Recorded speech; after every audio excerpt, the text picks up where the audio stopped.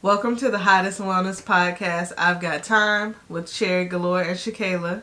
Here we discuss personal growth, relationships, and healing to become aligned with the best version of ourselves. Well, actually, Cherry is the one who came up with the affirmation this week.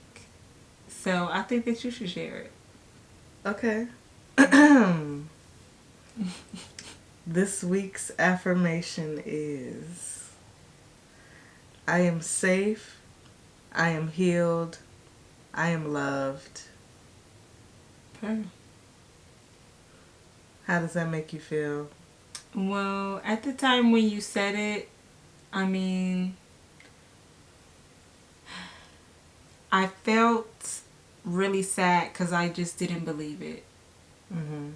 Yeah, honestly. How does it make you feel now? I feel cared about, Mm-hmm. Okay, I guess that's the least we can ask for. I mean, the affirmation is just really good to ground yourself, you know what I'm saying? Mm-hmm. A lot of the times, like, I'm so guilty of it. We get either so stuck into thinking about the past, so stuck into thinking about the future that it's like literally we have no idea what's going to happen. Like, worrying about it ain't going to change it. Yeah. The only thing that we can do to really change stuff is like be in the present moment. And sometimes that be hard though. So, but it is a nice affirmation just to bring you back. So I appreciated it. Yeah. Yeah. Bring it back. Bring it back. Yeah. What's up, girl? Nothing. It's just like you be trying to make me get all emotional and I don't like that. We gotta keep it real with the people, you know? Not we be being real with these people, right? In a glass house still throwing stones. I hate when she say that part. Like, I don't know what it is. It's because I do be loving, like, songs, like, where Beyonce and Jay-Z feature each other. I do like them. I really enjoyed the Carter's album. But sometimes I feel like they be trying to mimic each other's style or something. And it just don't hit for whatever bar they be saying. Like, B, chill. It's like, her best raps be like, I sneezed on the beat and the beat got snicker. You know, I must be hungry. Not going anywhere for a while. Oh, not me planning on getting hangry later. Don't do that. Yeah, I can't do that. The kids come back today. I need to be ready to go. Yeah. So, what are we discussing this week? Is your throat okay? I was holding back, but my throat chakra was starting to seize up, so I had to say something. Seize up. Because every week you clear your throat about 100 times. Because it's just to clear my throat is like clearing my mind. Like, okay, I got this. It's like in all the movies when they about to give a speech and it's dead quiet. And they always, you know, just to get themselves together. When I edit, sometimes I cut some of them out. Dang, I'm doing it that much? You do it a lot. My bad, I gotta get myself together a lot. It's okay, sorry. I understand what you're saying because it's like part of your process of getting ready to speak. It's just, Virgos, man, we start like just focusing on one thing. Like, why are they doing that? Are you gonna hate that 10 years from now? Like, damn, I wish this bitch would stop doing that. No, I mean, I can't hate you. I can't hate any part of you. It's just funny. Is it funny, huh? No, it's not the funny weird baby. Okay. So, gentrification.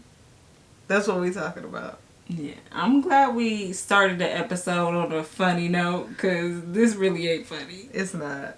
Ain't nothing funny about it. So, what is gentrification? Oh, girl.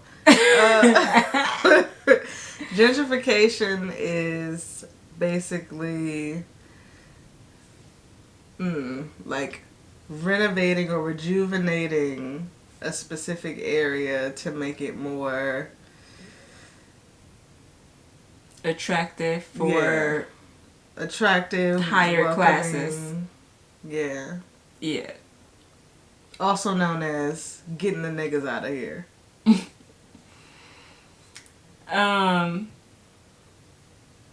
I feel like gentrification is kind of a product of redlining.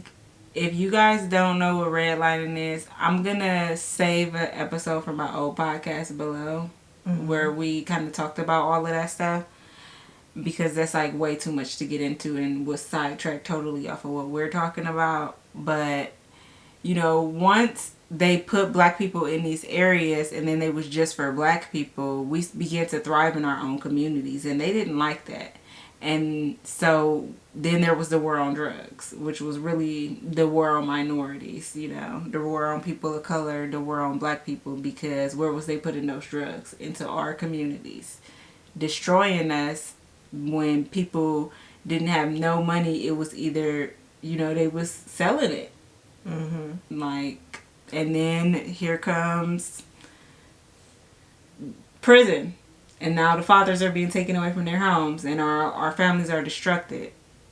And so all of this stuff is just symptoms of slavery for real, like when it comes down to it. And so like, if I feel irritated every Black History Month when we start bringing up all this stuff, and it's like we sharing all this stuff, but to me it be low-key feeling more traumatic for black people.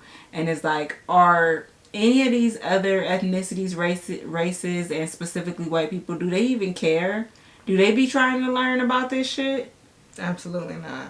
Because it's starting to feel like to me, and like I didn't even plan on talking about this, but like it's starting to feel like to me like we just got to keep suffering through our trauma and under the guise of education. Like getting to know our history. We not the ones that need to get to know our history, because even if you don't remember something, and even if you didn't experience slavery, it's in your genetic DNA. Your body remembers, baby. We feel that trauma every day. And not only that, because all of these systems of oppression were created from slavery, our lives, our experience, how we see the world every single day. I'm low-key like, should Black History Month be like more of a thing where I feel like other groups of people need to be getting in on the history? Like, yeah, I mean, that's how I feel about a lot of Black media, especially when it starts to be centered around like back in the day, or slavery, or somebody who, you know, all that shit, like Jim Crow and all that. It's like, I feel like Black people are the ones that are really consuming it, and I get that there are things that we don't know, but they're not switching up the stories and telling us about something we don't know. They just keep telling the same stories over and over again, and we the only ones watching it. yeah. And like older people, I remember my mom said something one time. I don't remember what movie we were talking about, but my mom was just like, basically, young people need to see this because they don't know their history. Well, first of all, that's on y'all. And second, why do we need to watch somebody get beat to death? Like, is hearing it not bad enough? Yeah, I don't understand. Like, why don't you teach us all of the positive things that we don't know about? Why don't you educate yourself on something other than racism and slavery? Like, there are other things out there that we could be learning and empowering ourselves with. Yeah. And quite frankly, I honestly don't have it in me. I don't care to educate people who choose to be ignorant on stuff. Google is so accessible to literally every fucking body. There's no reason where we have to feel like as black people we have to keep educating and teaching people and educating people and correcting people when there's too many sources that are credible that you can go to. I'm kind of tired of it. Like, I don't know. I feel like this time next year when we recording Black History content, I want it to be totally different. Like, from not, I guess, from the space of what we doing, like educating people about it.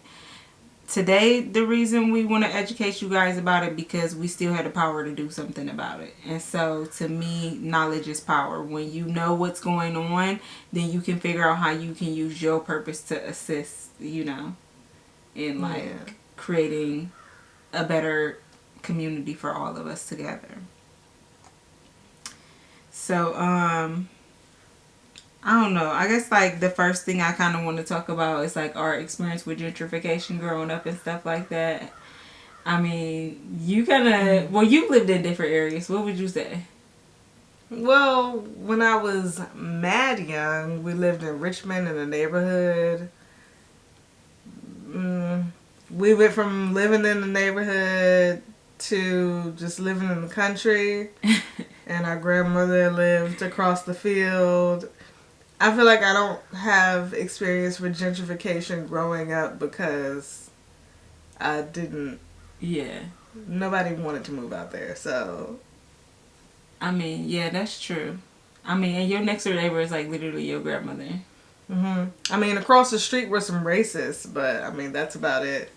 I mean, it's literally Waverly though. Like, whenever I never knew what that town was for real, like all like that, and before I used to live in like Prince George County, and I was dating somebody that lived in you know, like the 757. So I would like have to drive through there to get down there. And then when I met my best friend, shout out to Emily, happy birthday Emily. Oh yeah, happy birthday. I met her and she was like from that same area or whatever. So like when I met you, I was like, oh yeah, I know what that is. But like, you know, all I knew was I'll maybe stop and get some food or something driving through there. But it did look mad racist to me. It didn't feel like the type of place I want to stop and be pumping gas at like, you know, 7 o'clock at night. It wasn't giving that. But that's also because I come from living in a place like here. Which is very... Bloomington Normal is safe to an extent as far as you're gonna experience racism for sure, but it's not like are you gonna be attacked from a hate crime? Like, probably not. But there's not a million, but a large population of small towns and cities around this area that are very much sundown towns. And that's not like me joking. It's like, for real, do not get caught there after the sun go down. Yeah. And so when I was over there, I was like, yeah, I was surprised your family lived there. Like, when we pulled up to your house, I was like, too shocked to speak. Well, they got a 5-mile driveway. the racist... The town of Waverly, I would say, is safe for black people. It's a lot of black people there. If you walking down the street, ain't nobody gonna fuck with you because you surrounded by niggas. You surrounded by black people. Sometimes I think, should we start pulling back on saying nigga on our show? Because I be wanting to make it more welcoming for everybody. But at the same time, hell no. I don't say it less in real life. I just want to be me. Yeah. I be trying not to say it in certain moments. Like, I feel like that was bad placement. Okay. I hear you. It's like saying bitches. You gotta... Yeah, you gotta pick know. and choose. Yeah. But yeah. It's mad black people there. In comparison to a place like Hopewell, where I went to high school... So many white people in comparison. It was like,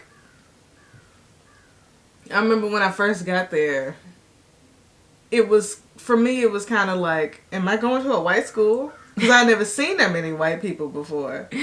Wow. Like, it was a few white people going to Sussex schools, but like 5. Mm-hmm. Hopewell is like, who are all these people? And then especially the way that my mom would come home from teaching and talk about her students and the school and the issues that were going on. It was like, oh, okay, I thought I was, you know what I'm saying, going from one black school to another. And that was not the case. But that's so interesting. Yeah, I remember when I opened my business in Hopewell, and I definitely felt some layer of gentrification, but it Haki was given more colonialism because a lot of people who owned the buildings and stuff were older. Mm-hmm. Like, even when I found my space, I had been looking for a space for a while, and I actually found it because my friend Joe, who used to cut Max's hair, mm-hmm. was also renting a space in the same building, and he was like, oh yeah, it's like a couple rooms in here, you should check them out or whatever. And, you know, like, walking through the area, going to little shops. And when I first got there versus how it look now, like, it's even more, to me, gentrified. Like, yeah. Now they have, like, the honey spot in there, the little meat, what is it, like, the Metairie or whatever. Yeah, and they got, like, 2 bakeries across from each other. Mm-hmm. They're really trying to build up. That's what they call it. They're trying to build up the area. Yeah, but the thing is they do stuff like that. They build up the area, which really is, they're trying to bring in more money to the area is what they're saying. But then right when you get to the end of that strip, there's a ton of, like, low income housing, mm-hmm. and projects and shit. So it's like, y'all fucking not building up the area. Yeah. This is just the facade. Yeah, they just want to... I remember one time my friend Jess was like, yeah, you can't, like, really be down there. Like, it's unsafe. And I was like, I really never felt that late. I don't ever feel unsafe because I grew up in an unsafe environment. So I don't ever be in other places and be, like, afraid of being harmed. That sounds really bad, but if you grow up in an area where niggas is literally getting shot every day, you're not like, oh, I'm in this place and I'm so aware of my surroundings. It's like you naturally waiting for some shit to pop off. That's just trauma, but definitely trauma. Yeah, I wouldn't. Well, it depends on where you at. I mean, I told you this before. Hopewell has its spots where you don't want to go there unless you have business there. Mm-hmm. I'll say that. So interesting, too, because on the surface, it very much gives white community. On the surface, though. But that's actually not the case. And, you know, that's how you know it's gentrification. I definitely had a lot of experience, I feel like, with gentrification growing up. It actually is kind of devastating to see, like, for real. When we were really little, I don't remember, like, a lot of my younger years being a kid because of trauma. Mm-hmm. But I do remember, like, us living in certain areas and it being predominantly white. Like I said before about, like, we had experiences where me and my sister got chased by that dog that one time. Yeah. Like, it was hella racist over there. But it was like those areas were predominantly white, and then when black people started moving in, then they was like moving the fuck out. Mm-hmm. And that's when a lot of suburbs started popping up around Cleveland. Like, as a kid, I remember suburbs starting to be created. That's kind of wild. Yeah. They're like, they want to start moving in areas. Now they can afford to be our neighbors. We're going to create gated communities so that they can be a part of us. And so to me, where gentrification comes in is where the middle class is starting to close up. Mm-hmm. And so a lot of these people who had a lot of money to go buy up houses, you know, brand new houses that are being built in cul-de-sacs and shit, they no longer can afford those same houses because the cost of living is going up. So what they're going to do is infringe onto lower income areas, build it up, invite all their homegirls down, and then now this is a more area that although they can afford it, the people who were living there are displaced because they can no longer afford to live in that area. And this is what like keeps happening to areas, and what happens is it just creates a lot of fucking homelessness. It further creates even more poverty, you know, in black and brown neighborhoods and areas, and it also creates places for us to not be safe in. We no longer have our own communities to be safe in. So I'm kind of about to go in on a group of people right now, and I don't want you guys to take this as a personal attack. I just actually want you to like listen to understand where I'm coming from. If you are a landlord and you are charging your tenants more money than the property, more money than you are paying for that property, you are gentrifying. You're a gentrifier, bro. And it's not okay. And just a shitty person. I was trying to avoid saying that. Oh, my bad. I'm gonna say it. You gonna say You're not a good person if you're just overcharging people for the sake of having a profit, or just because someone else in the area is charging that amount. Yeah. I seen this story recently and it like literally broke my heart, and it was on TikTok, and it was this white dude, and he was like had somebody filming him, and he was on speakerphone calling one of his tenants, and was like, hey, I know you've been living, I was calling you because I'm the new owner of the property that you staying in. Like, I know you've been living there for 5 years, and I was calling to see if you want to stay in the property. And she was like, yeah. And he was like, well, right now you paying like $1,200, and we're basically about to triple that. The rent's now going to be triple. He was like, it's in this type of area, blah, blah, blah. And she was like, I literally have 3 kids. I'm a single mother, and I've been living here for 5 years. And then he basically told her that if she didn't plan on staying, that she had 30 days to get out. It's amazing to me how somebody can hear that and just it mean absolutely nothing. And also, what makes you think that somebody can all of a sudden afford to pay 3 times what they're already paying? It really speaks to their privilege, because it shows that if they needed to just pay 3 times the amount of rent, they could just do it. Because why would they think other people can? Or in their mind, they see people as numbers. So they like, well, if she can't pay it, somebody else can. And it's not my problem. It's just business. Like, being a human is not a business.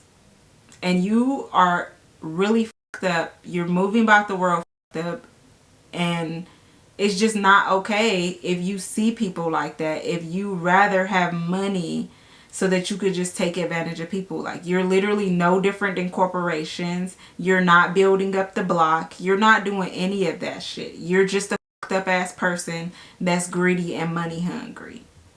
Like, period. Yeah. What do you even need all that money for? Yeah, I don't understand. And it's like, I don't even know where to go with it, because I just don't understand why you would do that to somebody. Like, she been living there for 5 years and she got 3 kids, and you don't care about none of that? Like, you just want a profit? But that's how they is, though. They don't care. And it's just really sick. Like, it's really sick. My cousin Imani, you guys remember her? We brought her and her husband Tyler on for the like marriage episode. And I was talking to her the other day, and she was telling me, like, she live in Cleveland. That's where I'm from. And there's like this one dude, his name's like Toback, and he's been buying up like all these houses in the Cleveland area that's surrounding the suburbs. So, which means, okay, these people can't afford the suburbs no more, so let's just take them a little bit out of their comfort zone, right on the edge of Cleveland. And she said every time she see a new listing, this dude's name is on it, and it's just like, the first thing she spoke to was the school district. People are literally going to jail because they're sending their kids to school in districts that's like better. You know what I'm saying? That they don't live in. So if you're displacing black people from their homes where their kids have quality education, then that's another layer of how, our community is being impacted. Yeah. Like, I think it just comes down to people not considering how they're affecting other people's lives. People think that investment property is just so cool. It's just another side hustle, but it's like, everybody doesn't have what it takes to be able to have that type of power over somebody's security in their hands. Because if you're not compassionate, and if your money ain't long, then you don't have no business having invested properties. If you can't afford to pay your rent or mortgage and the rent and mortgage of your investment property, then you can't afford it. And so when something happens, like your tenant is unable to pay their rent, you should be able to cover that, because it's still your property at the end of the day. And then you're displacing people from their homes over stuff that they have literally no control over. And then why did you buy a home in a low income area then? Because you couldn't afford it. If you wanted security in your investment property, you would have bought a big ass house that only people that could afford it will move in anyways. Which nothing is secure. Money come and go. We done seen 1 million people that had $1 million and now they ain't got nothing. Oh my God, it is so sickening. Yeah, it's pretty gross. And LLC Twitter, investment Twitter, everybody's been preaching like real estate. You should be investing in real estate, and how to buy properties with no money and all this other stuff. But it's like, it's really gross to me when somebody comes from living in a low income space, and then they decide to invest in real estate. Yep. They turn around and literally do the same exact thing that white people are doing. It's still gentrification even if you black. Yeah. You basically just what do they be calling that on the streets? Like an informant or something. I don't know. It's like you basically handing over the key to the city to people. Like you're complicit in what's going on. And you're not any better. Yeah, you're displacing your own people just for some money. I honestly can't wait until this American dollar just fall all the way apart, because people who that's the only thing that they have valuable in their life, they are really gonna be at a loss. And although there are families that are being displaced, there are families that may be houseless, or just don't have everything they need. I bet they have love. I bet they have people around them that care about them. And the more that you continue to chase money and hurt people, the more disconnected you're going to be from those relationships. And the only relationships that you're going to find comfort in is with other people like you. And they'll do the same thing to your ass in a heartbeat. So... and say it's just business. I mean, it's just disgusting, honestly. Yeah, it's really disgusting. I really wanted to talk about some places right now that are really heavily being impacted by gentrification, because I just really want to educate, bring light to, and attention to some things that really do need to be getting resolved, and we are the only ones who can do it, like us, the regular people. Yeah. Specifically travelers, specifically people who want to relocate from one place to another place in search of a soft life.